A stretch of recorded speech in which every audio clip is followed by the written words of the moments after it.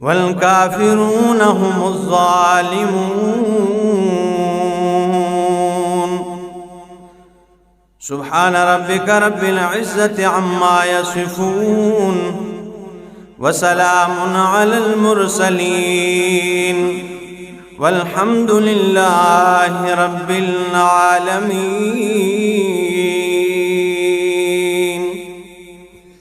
انتہائی معزز سامعین، سورہ بقرہ مضامین کے اعتبار سے 4 حصوں پر مشتمل سورت تھی۔ پہلے حصے میں اثبات التوحید، دوسرے حصے میں اثبات الرسالت، جس میں رسالت پہ 9 اعتراضات ہوئے اور 9 کے 9 اعتراضات کے جوابات دیے گئے، اور تیسرا حصہ جہاد فی سبیل اللہ۔ آج جو آپ کے سامنے آیت پڑھی سورہ بقرہ کی 254 نمبر آیت ہے، اور یہاں سے سورہ بقرہ کا 4تھا حصہ اور 4تھا مضمون انفاق فی سبیل اللہ شروع ہو چکا ہے۔ اللہ کے راستے میں خرچ کرنا، انفاق فی سبیل اللہ، یعنی اگر توحید کا پرچار چاہتے ہو، لوگوں اگر رسالت کا پرچار چاہتے ہو تو پھر مال خرچ کرنا پڑے گا۔ یہ نہیں کہ ہم کہیں ہمارا دین اوپر چلا جائے، ہمارا دین بلند ہو جائے، دین بلند و بالا ہو جائے اور پائی ہماری ایک خرچ نہ ہو، تو یہ کام نہیں۔ دین کے لیے مال بھی خرچ کرنا ہے۔ آپ دیکھتے ہیں کہ باقی ادیان والے، باقی مذاہب والے اپنی مذہب کو بڑھانے کے لیے، اسے زوردار کرنے کے لیے کیسے مال خرچ کرتے ہیں، حالانکہ وہ ناحق پر ہوتے ہیں، لیکن کیسے NGOs بنائے ہوتے ہیں۔ آپ کیا سمجھتے ہیں کہ یہ کوئی ہمارے مامے چاچے ہیں، ٹھیک ہے، کہ پیسے خرچ کرتے ہیں ہم پہ، ٹھیک ہے؟ کیسے انہوں نے تنظیمیں بنائی رکھی ہوتی ہے، تیار کی ہوتی ہے۔ آپ دیکھ لیں، ان کی کتابیں مفت میں ملتی ہیں، اور ہماری کتابیں، میں نے اس دن ایک کتاب کے بارے میں پتہ کیا تو وہ 35,000 سے پتہ نہیں کہ 30 سے اوپر اس کی قیمت تھی، ٹھیک ہے؟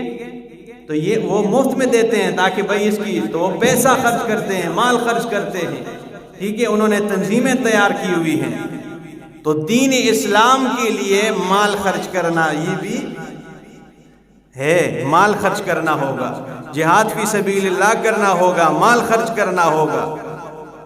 تو فرمایا یا ایھا الذین آمنو، اے لوگو ایمان والو، انفقوا مما رزقناکم، خرچ کرو اللہ کے راستے میں، مما رزقناکم، اس رزق میں سے جو ہم نے تمہیں دیا ہے۔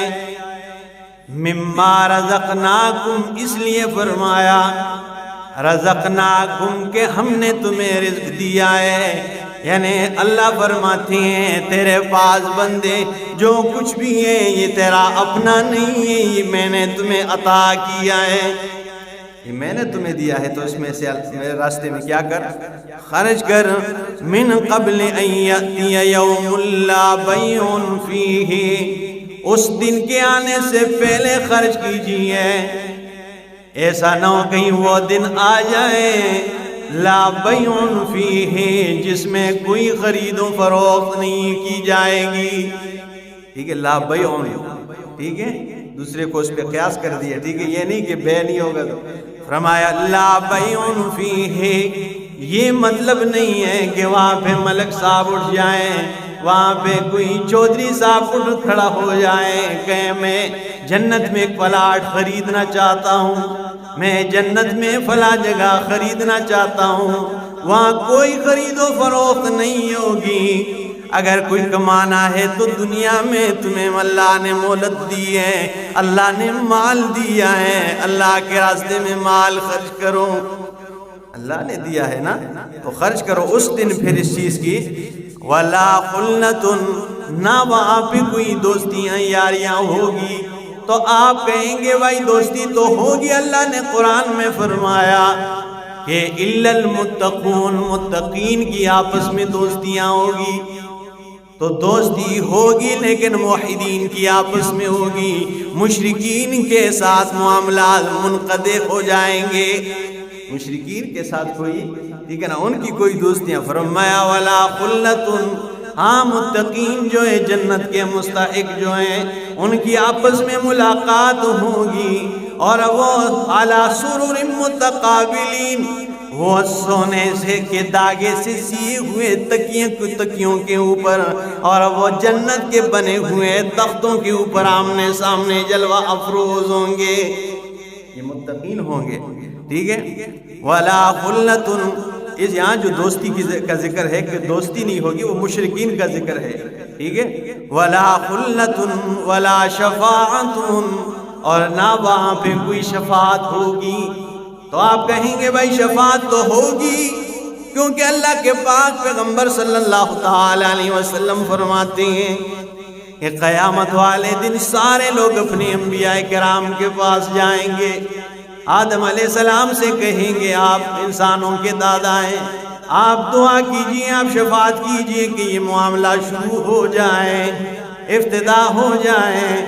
آدم علیہ السلام کہیں گے نفسی نفسی، حضرت ابراہیم علیہ السلام کے پاس جائیں گے، وہ بھی کہیں گے نفسی نفسی، باقی تمام انبیاء کرام کے پاس جائیں گے، اور جب عیسیٰ علیہ السلام کے پاس جائیں گے وہ فرمائیں گے کہ آپ کہاں گھوم رہے ہیں، میں تمہیں ایک ہستی کے بارے میں بتاتا ہوں جس کا نام محمد ہے، اس کے پاس جاؤ۔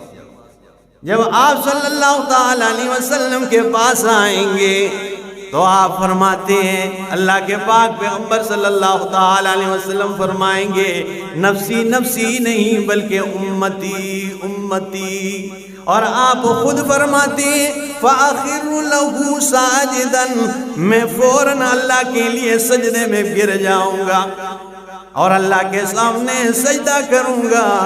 اور اللہ کے رسول فرماتے ہیں اللہ رب العالمین فَيُلْهِمُنِي رَبِّي مَحَامِدَهُ، اللہ اس وقت اپنی تعریفیں اس طرح میرے ذہن میں ڈال دیں گے لم تحضرنی الآن، کہ ابھی وہ اللہ کی تعریفیں مجھے یاد نہیں ہیں، ایسی تعریفیں اس وقت ڈال دیں گے کہ وہ ابھی مجھے یاد نہیں، میرے ذہن میں نہیں، لیکن ایسی تعریفیں میں اللہ رب العالمین کی کرتا رہوں گا اور اتنا لمبا سجدہ کروں گا کہ اللہ رب العالمین فرمائیں گے ارفع رأسک یا محمد، اے میرے پاک پیغمبر محمد رسول اللہ اپنا سر اٹھا لیجئے، سل تؤتا، آپ مانگیے آپ کو عطا کر دی جائے گی، اور قل آپ کہیے تسمعوا، آپ کی بات سنی جائے گی، وشفاعت شفاعت، شفاعت کریں آپ کی شفاعت قبول کی جائے گی۔ آپ مانگیے میرے پیغمبر آپ، ٹھیک ہے، لیکن یہ نہیں ہم شفاعت کے قائل ہیں، لیکن شفاعت دو قسم کی ہیں، ایک شفاعت اذنی ہے اور ایک شفاعت قہری ہے۔ ہم شفاعت اذنی کے تو قائل ہیں کہ جس کے لیے اللہ اذن کرے، حکم کرے کہ اس کے متعلق شفاعت کرے کہ میں اسے معاف کر دوں، جنت لے جاؤں، ہاں جس کے بارے میں اللہ فرمائیں گے، اللہ اجازت دیں گے۔ شفاعت قہری کے قائل نہیں، یہ نہیں کہ پیر صاحب آئیں گے اور کہیں گے یہ میرا مرید ہے، میں اسے جہنم نہیں جانے دوں گا، یہ جنت جائے گا۔ آج کل کہتے ہیں نا پیر صاحب ایک بار یوں کرے گا سارے مر جائیں گے، پھر یوں کرے گا سارے زندے ہو جائیں گے، ٹھیک ہے، یہ ڈرامے ہیں، ڈرامے بازیاں، ٹھیک ہے۔ یہ شفاعت قہری کے ہم قائل نہیں کہ کوئی زبردستی اللہ سے چھڑا لے اور اسے جنت میں لے جائے، نہیں۔ شفاعت کے لیے چار قسم کے شرائط ہیں، یعنی شافع اور مشفوع دونوں موحد ہو۔ مشرک کے لیے کوئی شفاعت نہیں، مشرک کو اللہ معاف نہیں کرے گا، ٹھیک ہے، مشرک کی معافی ہے ہی نہیں، دونوں موحدین ہو۔ اور نمبر دو، شفاعت ہوگی لیکن دنیا میں نہیں، قیامت والے دن ہوگی، شفاعت قیامت والے دن ہوگی۔ اور نمبر تین، اللہ کے حکم سے ہوگی۔ نمبر چار، اس کے لیے ہوگی جس کے لیے اللہ اجازت عطا کریں گے، اس کے حق میں شفاعت کر، اگر شرک نہیں کیا تاکہ اسے میں بخش دوں۔ تو فرمایا وَلَا شَفَاعَةٌ کوئی شفاعت نہیں ہوگی وہاں پہ، شفاعت ہوگی لیکن شفاعت اذنی ہوگی جس کے ہم بھی قائل ہیں۔ یہاں جو شفاعت ہے شفاعت قہر، یعنی اللہ سے زبردستی کوئی شفاعت کرا سکتا نہیں ہے، تو اس سے پہلے اپنے مال خرچ کیا کرو۔ اور آگے فرمایا والکافرون هم الظالمون، اللہ فرماتے ہیں کافر ہی ظالم ہے۔ ایک تابعی فرماتے ہیں کہ یہ اللہ کا بڑا کرم ہے کہ اللہ نے یہ نہیں فرمایا الظالمون هم الکافرون، ظالم ہی کافر ہے، بلکہ فرمایا والکافرون هم الظالمون۔ اگر الظالمون هم الکافرون فرماتے تو ہر ایک کا رگڑا لگ جاتا، کیونکہ کون نے ہم میں سے جو ایسا نہیں جس نے گناہ کر کے اپنے آپ پہ ظلم نہ کیا ہو؟ ہم میں کون ہے جس نے گناہ کر کے اپنے آپ پہ ظلم؟ تو یہ اللہ نے نہیں فرمایا الظالمون هم الکافرون کہ ظالم ہی کافر ہے، بلکہ فرمایا الکافرون هم الظالمون کہ کافر ہی وہ کیا ہے؟ ظالم ہے۔ اور وہ ظالم کیوں ہے؟ اس لیے ظالم ہے کہ انہوں نے اس مسئلے کو ماننے سے انکار کر دیا ہے۔ اللہ لا الہ الا هو الحی القیوم۔ واہ کیا بات ہے یار، خدا کی قسم ہے قرآن، ٹھیک ہے، کیسا جوڑ ہے ان آیات میں، اور کس انداز میں اللہ نے مسئلہ توحید کو بیان کیا ہے۔ الکافرون هم الظالمون۔ اگر آپ قرآن سمجھے نا، میں کہتا ہوں سرسری بھی قرآن پہ کسی کی نظر پڑ جائے نا، سرسری ترجمے کا پتہ لگ جائے، میرا یہ یقین ہے انشاءاللہ وہ زندگی میں کبھی شرک کے قریب نہیں جائے گا۔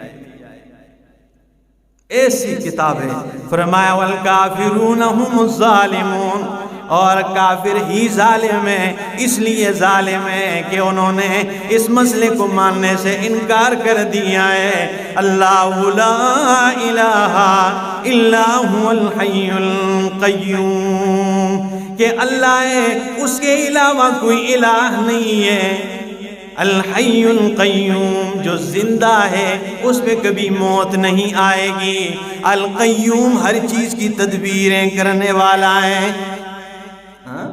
قیوم الزمان ہے، ٹھیک ہے، زمانے کو قائم کرنے والا ہے۔ حضرت ابی ابن کعب رضی اللہ تعالیٰ عنہ فرماتے ہیں اللہ کے رسول مسجد میں آتے ہیں، مجھ سے سوال کرتے ہیں اے ابی ابن کعب ای الآیت معک اعظم فی القرآن، اے ابی ابن کعب قرآن میں سب سے زیادہ عظمت والی آیت تیرے پاس کون سی ہے؟ میں نے جواباً کہا اللہ و رسولہ عالم، اللہ اور اس کا رسول خوب جانتے ہیں کہ کون سی آیت عظمت والی۔ اللہ کے رسول نے دوبارہ سوال کیا ای الآیت معک اعظم فی القرآن یا ابا المنذر، قرآن میں آپ کے ساتھ کے پاس سب سے زیادہ عظمت والی آیت کون سی ہے؟ تو میں نے دوبارہ کہا اللہ و رسولہ عالم۔ جب آپ نے تیسری مرتبہ سوال کیا، میں نے جواباً کہا اللہ لا الہ الا ہو۔ میں نے آیت الکرسی پڑھی، نبی کریم کا چہرہ کھل گیا۔ امام الانبیاء نے میرے سینے پہ ہاتھ مار کے کہا لیحنک العلم یا ابا المنذر، اے ابو المنذر تجھے تیرا علم مبارک ہو، تجھے تیرا کیا ہو؟ علم مبارک ہو۔ تو یہی وہ آیت الکرسی ہے جو قرآن کی سب سے زیادہ عظمت والی آیت ہے۔ اور یہ عظمت والی کیوں ہے؟ اللہ نے تیسری مرتبہ عقیدہ توحید کو بیان کیا ہے، مسئلہ توحید کا اعادہ کیا ہے۔ سورہ بقرہ میں جب پہلی دفعہ توحید کا ذکر کیا، فرمایا یا ایھا الناس اعبدوا ربکم الذی خلقکم، وہاں پر اللہ نے مسئلہ توحید کو بیان کیا اور توحید پر 5 دلائل اللہ نے ذکر کیے۔ اور جب دوبارہ سورہ بقرہ میں توحید کا ذکر کیا فرمایا وَإِلَٰهُكُمْ إِلَٰهٌ وَاحِدٌ لا الہ الا هو الرحمن الرحیم. تو یہاں پر اللہ نے توحید کے مسئلے پر 8 دلائل اللہ نے ذکر کیے ہیں، اور جب یہاں پر اب ذکر کیا تیسری مرتبہ تو یہاں پر 8 نہیں بلکہ اللہ نے 17 دلائل کے ساتھ توحید کا ذکر کیا ہے. 17 دلائل دیے، ٹھیک ہے. اور وہ اس طرح کہ اس آیت میں اگر آپ سے کوئی پوچھے کہ قرآن کی وہ کون سی آیت ہے جس میں 17 مرتبہ اللہ کا نام ذکر ہے، تو آپ کہیے سورہ بقرہ کی آیت نمبر 255 سورہ آیت الکرسی میں اللہ کا نام 17 مرتبہ اللہ نے ذکر کیا ہے. 17 مرتبہ. وہ کتنے آپ دیکھتے ہیں، اللہ ایک، لا الہ الا ہوں یہ 2، ہوا 3، یعنی یہ بھی ضمیروں میں اللہ کی طرف ضمیر ہے. نمبر 4 الحی، اور نمبر 5 القیوم. نمبر 6 لا تأخذہ، یہ ہو کی ضمیر بھی اللہ کی طرف راجع ہے. ولا نوم لہو، اسی کے لیے ما فی السماوات و ما فی الارض. من ذا الذی، یہ اسی کی طرف راجع ہے. یشفع عندہ، یہ بھی اللہ کی طرف. الا باذنہ، یہ بھی اللہ کی طرف ہے. 10واں یعلم، وہ جانتا ہے، یہ بھی اللہ کی طرف راجع ہے. ما بین ایدیہم وما خلفہم ولا یحیطون بشیء من علمہ، یہ بھی اللہ کی طرف راجع ہے. الا بما شاء، جو وہ چاہے، یہ بھی اللہ کی طرف راجع ہے. وسع کرسیہ السماوات، یہاں پر بھی ہو ضمیر اللہ کی طرف راجع ہے. ولا یؤودہ، یہ بھی اللہ کی طرف راجع ہے.